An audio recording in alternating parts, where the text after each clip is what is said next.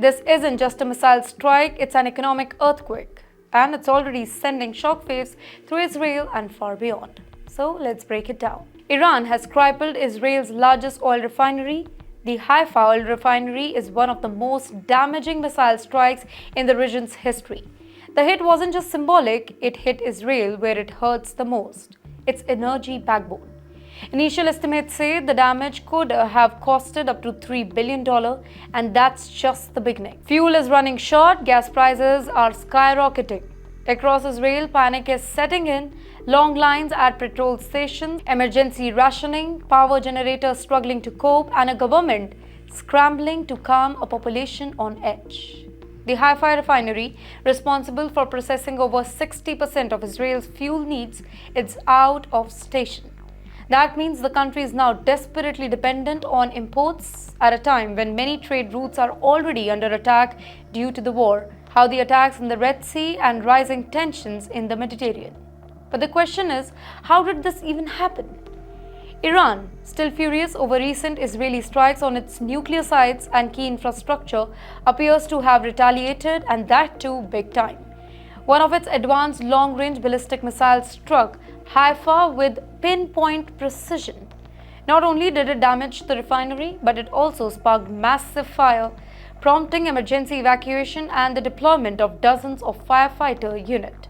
Eyewitnesses describe a wall of fire. Officials are calling it the worst industrial hit in Israeli history.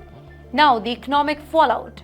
Economists warn that this may cause Israel's GDP growth to shrink by 1.5% this quarter.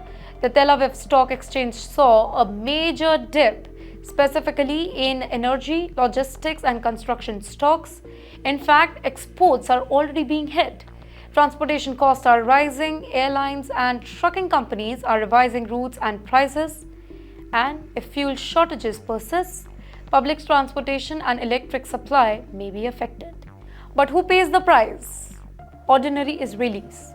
From cab drivers to shop owners, from hospitals to school, the crisis is creeping into daily lives. And what is Netanyahu doing about it? Well, as the situation worsened, Prime Minister Benjamin Netanyahu bordered a fight to Washington, urgently seeking support from his old ally, Donald Trump.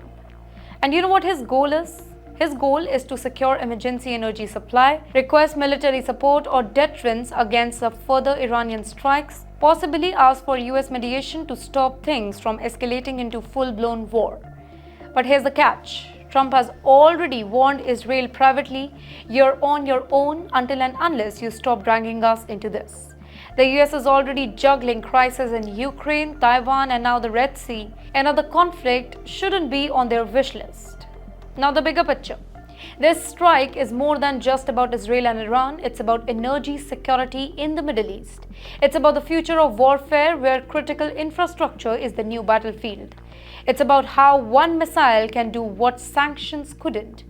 Paralyze a nation's economy without invading a single city. And it raises tough questions. Can Israel defend its most vital assets?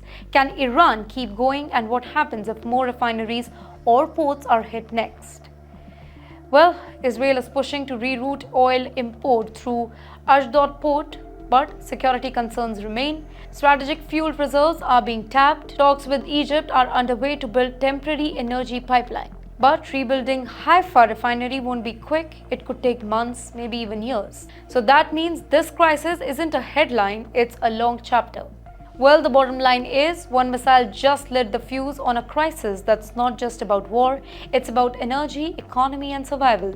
Israel is now facing a very different kind of battle, not just on the battlefield, but at the fuel pump, in boardrooms, and in the homes across the country. And the world watching very closely.